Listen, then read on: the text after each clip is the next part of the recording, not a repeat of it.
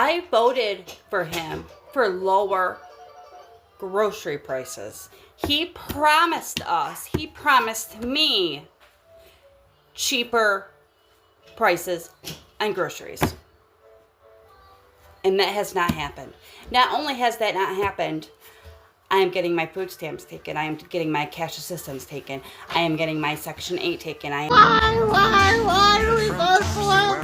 What the hell is going on right now? For the first time in history, you can post, "He's an idiot," and 90% of the world will know who you're talking about. The biggest problem in this country is that people who make $700 an hour have convinced people who make $25 an hour that people who make $7 an hour are the problem. Most of you that follow me don't know that I'm a U.S. Army veteran. I served in 5th Special Forces Group out of Fort Campbell, Kentucky. I have 2 deployments, and majority of my friends and the folks that I served with still support Donald Trump to this day. And if that doesn't make your stomach sick, I don't know what will. Not only has that not happened, I am getting my food stamps taken. I am getting my cash assistance taken. I am getting my Section 8 taken. I am getting all my welfare governments taken. I did not ask for this. I would not have voted for him if I knew this was going to happen. So what do I do now? What do the people do now? The ones that regret their vote. What do we do? I can't go out and get a regular job. And it's not even about these families being separated from their loved ones. It's not about these 5 and 6-year-olds getting their families taken away from them in the middle of a school day. It's not about any of that. It's about me and my food stamps and my cash assistance. Me. That I'm the only one that matters in this country. I am taking my life back. This is going to be a hot take with 0 cuts, because I just want it to be unfiltered, and I want to be so fucking clear that we're fucked as a country. We are. Most of you that follow me don't know that I'm a U.S. Army veteran. I served in 5th Special Forces Group out of Fort Campbell, Kentucky. I have 2 deployments, and majority of my friends and the folks that I served with still support Donald Trump to this day. And if that doesn't make your stomach sick, I don't know what will. It's insane. And the problem is, so many people say, well, I just don't pay attention, or I don't have time to pay attention. Well, guess what? Now's the time to start fucking paying attention. If you're a veteran, this video is for you. Go look at what's happening with the VA right now. Go look at what's happening with VA services, right? I haven't gotten paid from the VA, and they owe me money. I haven't gotten paid in over a month, and they just keep telling me it's an administrative delay. That's what they keep telling me. It's bullshit. He cut off funding. Go check it out. He cut off funding. He also stopped them from any new hires. They can't hire anybody. A buddy of mine, his wife, she works at the VA hospital in South Florida. And she said that there was people waiting in line to get a job, and they just cut it off. No one's getting hired. Veteran services is going down. He doesn't give a fuck about you. He doesn't give a fuck about me. He gives a fuck about it being an oligarchy. Take that a step further, okay? If you served in the Army, this motherfucker, his press secretary just said yesterday, that the U.S. Constitution is unconstitutional.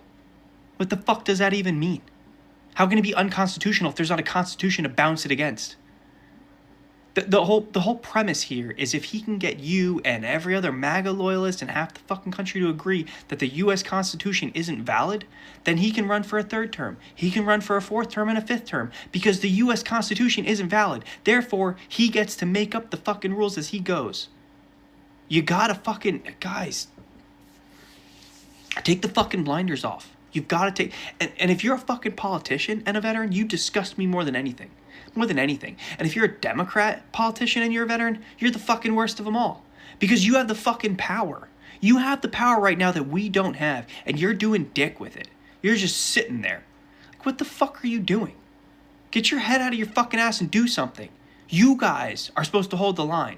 And when you can't, this whole fucking thing becomes chaos. It becomes chaos. And then it turns to the citizens. And you don't want that. And we don't want that. And nobody fucking wants that. Now you got Canada saying they're going to cut off power to all the red states. Jesus, they have the fucking ability. And he says, too bad, I'm not backing down on tariffs. Let's see what happens in the next 6 months. You think he's going to do well for the economy?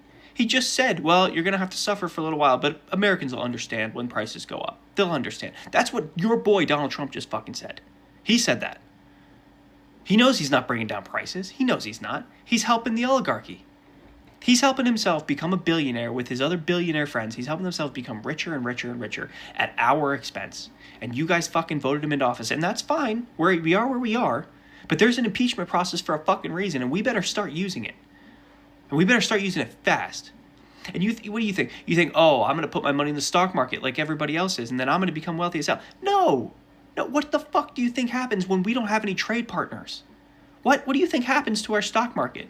Our stock market is largely driven by external forces outside this country. And you might be like, well, most of the big companies are here in the United States. That's true.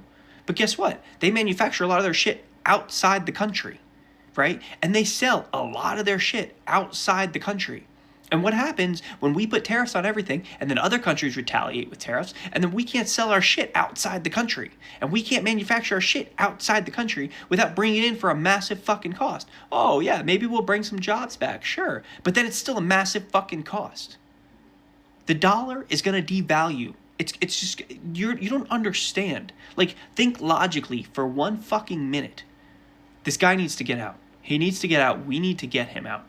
If you're a politician, I'm urging you to call for articles of impeachment. He's already done enough illegal things. It's been 2 weeks and he's already done enough to be impeached. Fucking do it. And this time, I don't want some Merrick Garland, fucking Jack Smith, sissy ass sitting on their fucking hands, taking 4+ years to bring an indictment. I don't want that shit.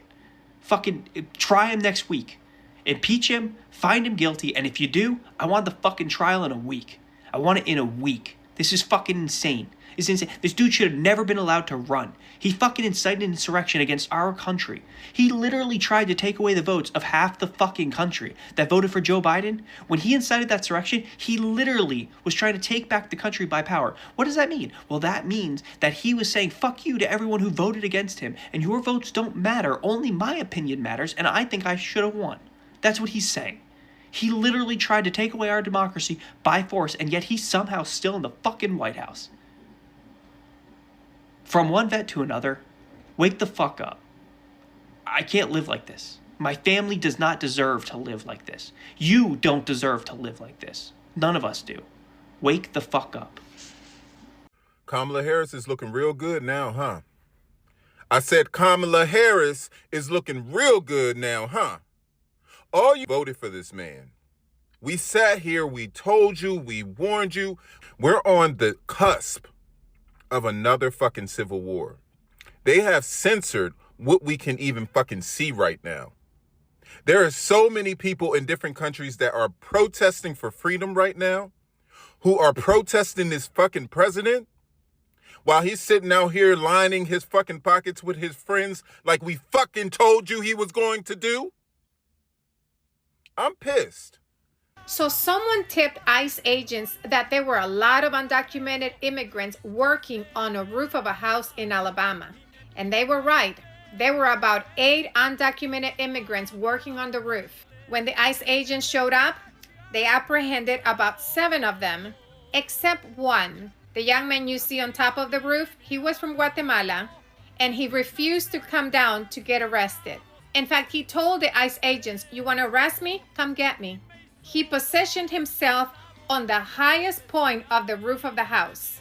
And there the ICE agents, "Come get me, bro." The agents surrounded the house and tried to negotiate with him. In fact, they threatened him. They said, "If you don't come down, you're going to have additional charges." And he said, "I'm going to take my chances." Finally, one of the agents got on a ladder, only to find out that he was not going to make it all the way to the top.